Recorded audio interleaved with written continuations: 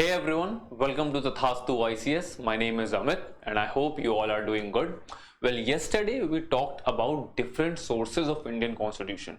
We tried to discuss how the forefathers of our Constitution of our nation tried to make a document, the Indian Constitution, by taking inspiration from different constitutions, by taking inspiration from different countries. Okay, so we discussed the constitutions and the features which have been brought from United States of America, from United Kingdom and from Ireland, and then we also had a brief overlook over all the things that what are the countries, what are those 10 different countries, and obviously Government of India Act 1935, and what are the different features which have been borrowed from these countries and Government of India Act 1935. We discussed it briefly, and we discussed these three countries extensively: the United States of America, United Kingdom and Canada. And Ireland. Okay, today we will discuss Canada, Australia, Soviet Union, Germany, France, South Africa, Japan and Government of India Act 1935, because it is said that 75% of the features of that particular act has been carried forward and has been incorporated into the present constitution. Okay, so let's discuss it. Let's move forward, but before that, this quick information that there is a course on MSLV, which we call it Main Success Launch Vehicle, and admissions are open here. If you want to write good answers, beautiful answers, you can get yourself enrolled here. Then there is Prelim Success Launch Vehicle. Prelims is almost yesterday it was 250 days. Just 250 days were left for the prelims 2024, so you can get yourself enrolled here for specific prelims guidance. Then there is an NCRT module and registrations are open, and from today onwards this philosophy optional, it will be launched, the course of this philosophy optional. It will be helmed by Dr. Tanujan ma'am. Okay, so here are the numbers and this is the address you can contact. Now let's move forward. As I said that we discussed United States of America, we discussed United Kingdom and Ireland. Today we'll talk about Canada and all these different countries and the features which have been taken from these different countries, and obviously Government of India Act 1935. Okay, so these were the things which we have discussed. Now let's start with the Constitution of India. So this is the second part, that was the first part, and we'll try to wrap this part as quickly as possible. So what are the features which have been taken from Constitution of Canada? Number one is the federal structure, which is quite flexible in nature. In short term, it has been sometimes criticized by calling it quasi federal structure. But what is it? While the spirit of federalism in India draws inspiration from US, okay, but the structural aspect of the federalism, where most residuary powers are vested in the union, was adopted from the Canadian Constitution. That is why it is said that we have a federal structure with a unitary touch. If the situation arises, we can turn that federal setup into a system which is quite unitary in nature. Okay, where there is one power, where there is center is super powerful. Okay, so this idea of federalism, because the United States of America was made when different colonies came together and they made a new country by uniting those different colonies, then it was called United States of America. Okay, in India also we call it the Union of States. But in reality, the union of states is such that if a situation arises, then the command of center would be super powerful. Okay, second thing which has been borrowed from Canada is advisory jurisdiction of Supreme Court. So it comes in our constitution, it comes under Article 143. Now the Article 143 of the Indian Constitution grants President the ability to seek advice from Supreme Court, okay, on the matters of law akin to advisory jurisdiction present in Canada. So this advisory jurisdiction is also present in Canada, and we have taken this from that particular country, that if the president wants, okay, president is essentially the government of India or the center which is in power. So if it wants a recommendation from Supreme Court of India, then it could ask it under Article 143. Now the question, if some recommendation has been given by Supreme Court of India, that if this recommendation is given, that is this recommendation, the president is bound to follow this recommendation. The question is the president of India is bound to follow this recommendation? Well, the answer is no. So there is a provision when the President of India wants a particular kind of advice on a legal matter, then it can seek that advice from Supreme Court of India under Article 143 of the Constitution. But that particular advice is not very much binding. Okay. Then let's come to Constitution of France. So there are different things, but these are the, as we said, that we can't literally cover everything, but yes, these are the basic things which are given in your books, which are given in your Lakshmikant, which are given in the notes of broadly every coaching center. So we have what we covered is all those 2-3 important points, which are the bullet points or which are the headings from these particular countries. Okay, essentially we are covering everything, but yes, you can't cover which is written in the Constitution, but for your exam perspective this would be more than enough. Okay, Constitution of France. Now with the Constitution of France, as yesterday also we talked about, that the French Revolution is considered the mother of all revolutions, and it paved the way for the modern political system, modern socio-political system. Okay, so this modern society or this modern political social system is based on the idea of liberty, equality and fraternity, and we get this from France, from the Constitution of France.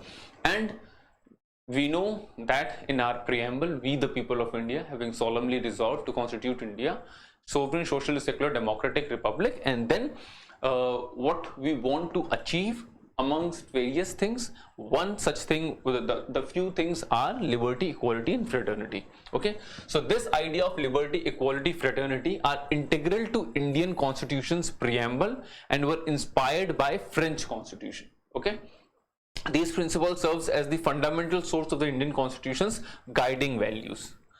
Another thing, other than this idea of liberty, equality, fraternity, one more thing which has been taken from the Constitution of France is the Constituent Assembly. Okay, so we talked about this Constituent Assembly.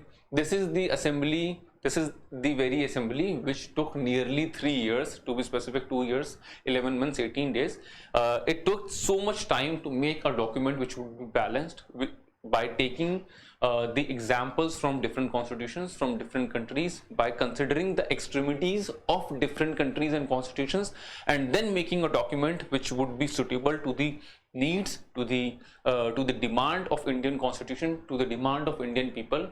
Okay, so this is the particular that particular document, the particular Constitution of India has been made by Constituent Assembly, and the idea of Constituent Assembly has been taken from France. Okay, so the concept of convening Constituent Assembly for the purpose of crafting a new constitution was significant influence drawn from the French Constitution. Okay, this is Eiffel Tower, we all know. Now let's move forward. We are going to talk about United USSR, Soviet Union, and what are the broad features which have been taken from this country.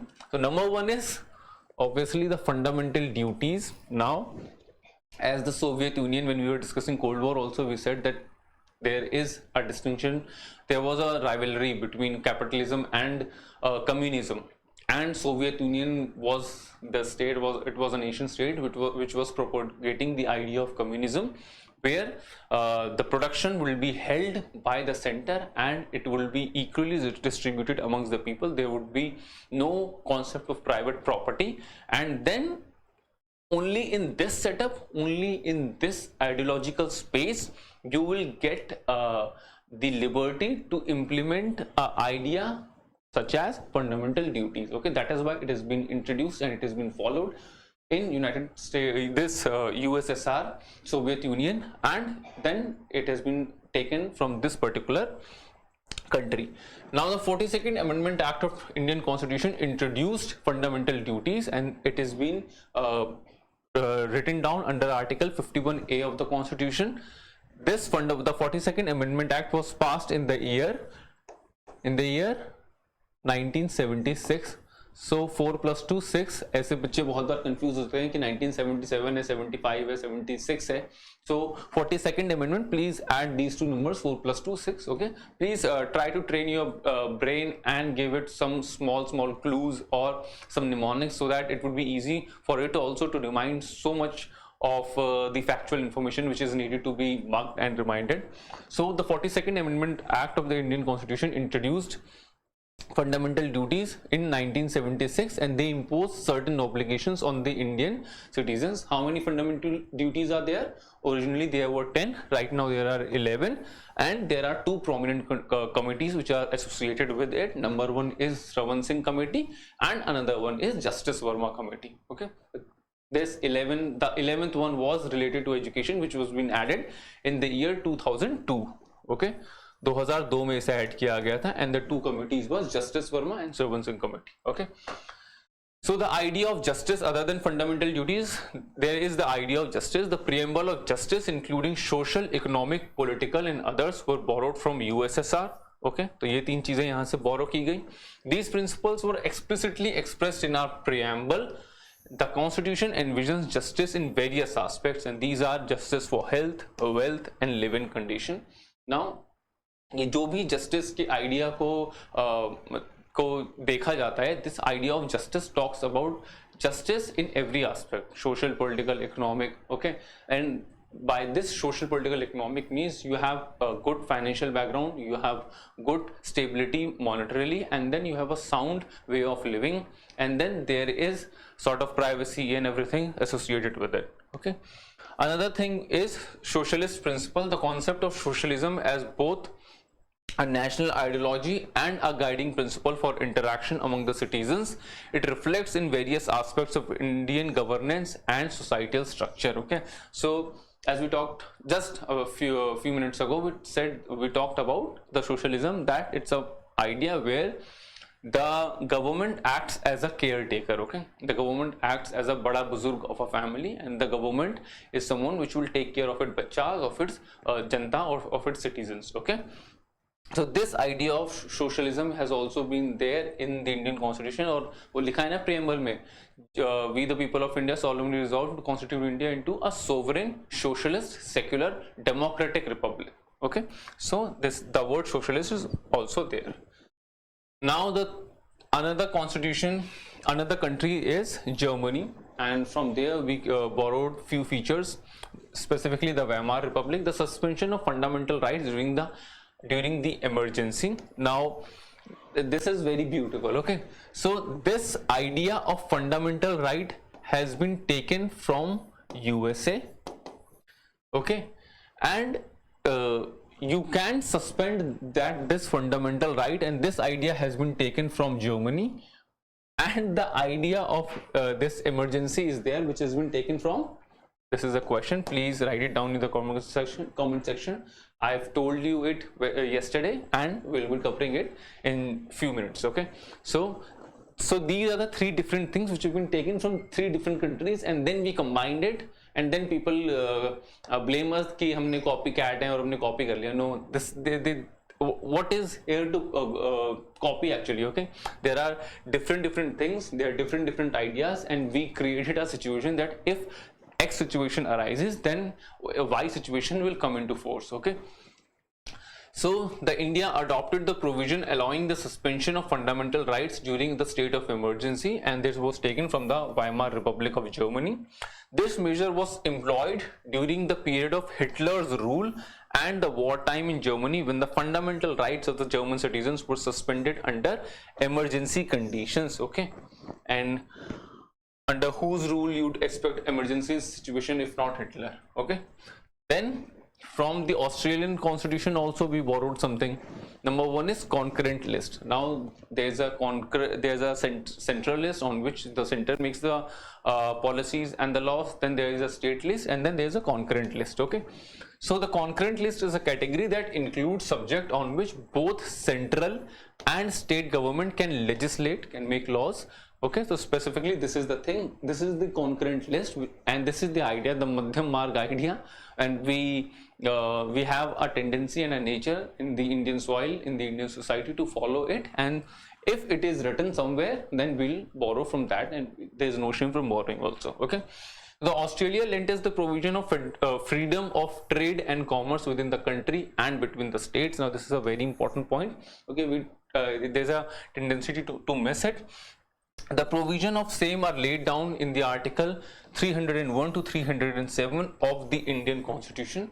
The provision of having a freedom to trade, the provision of having a freedom to trade and commerce, not only within the country, between different countries and within the state also. Okay.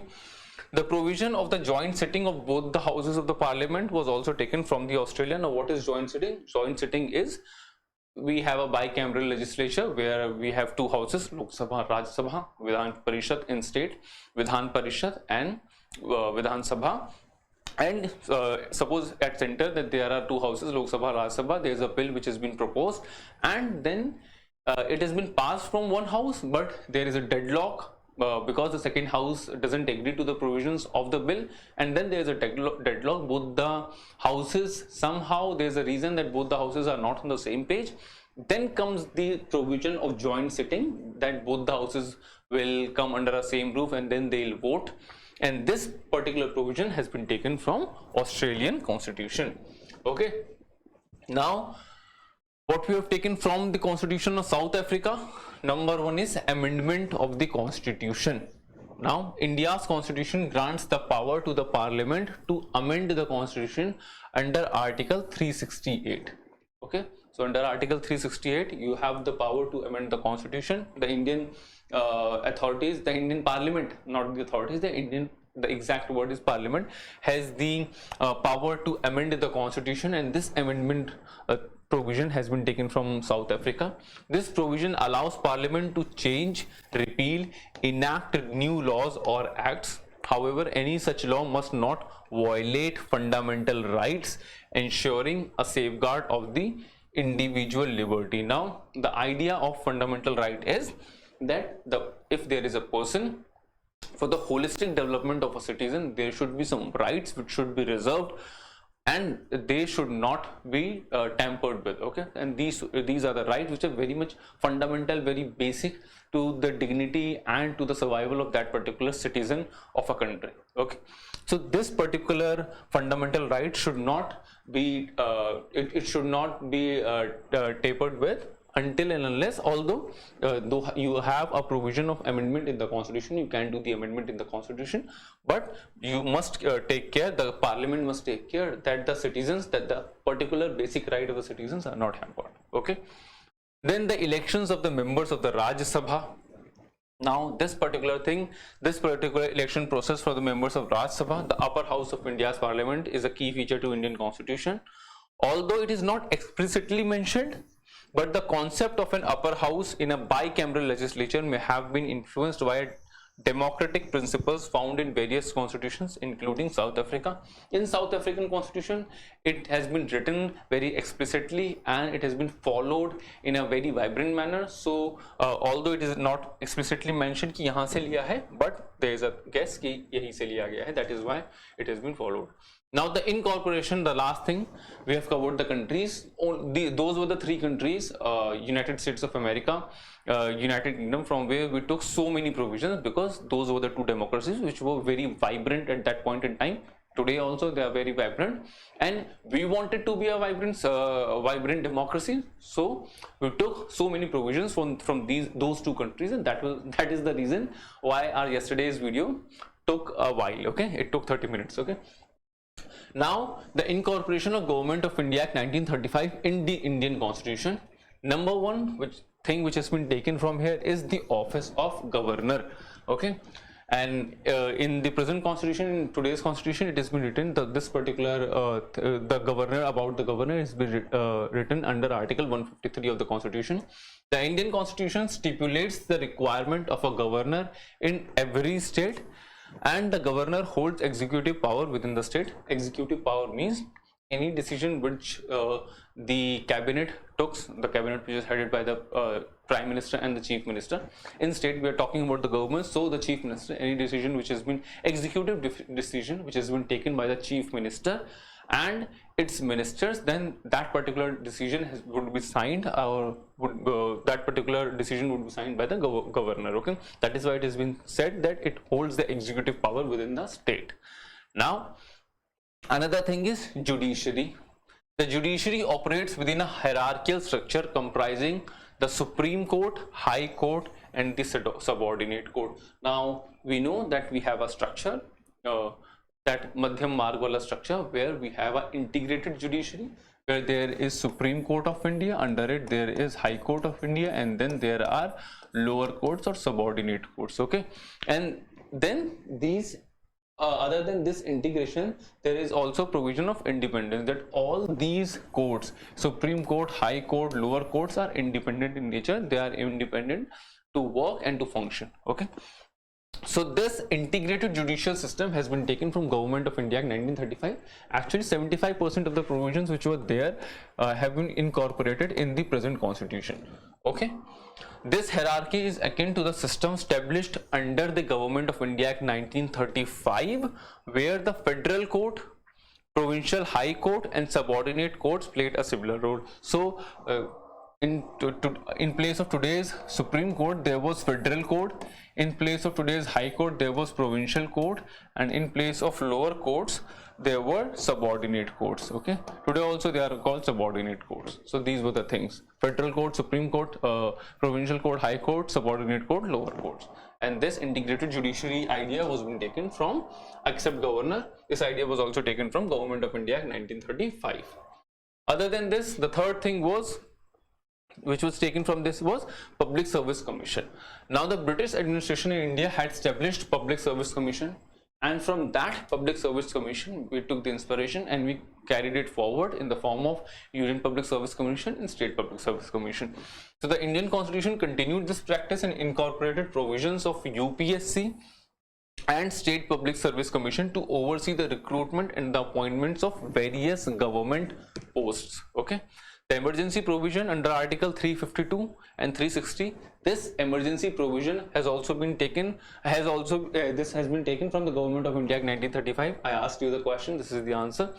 So the Government of India Act 1935 introduced emergency provisions during war, aggression, and other crises, and this emergency provision was there in Government of India Act 1935. We borrowed it from there. The Indian Constitution retained and expanded on these provisions, detailing the circumstances under which a state of emergency can be declared by the president. And now there are three types of presidencies. We know there is a national emergency could be imposed, and there is a state emergency, means a president rule, and then there is a financial emergency. And all three forms of emergency are it has been comprised in between the articles of Article 352 to Article 360. Okay, let's move forward.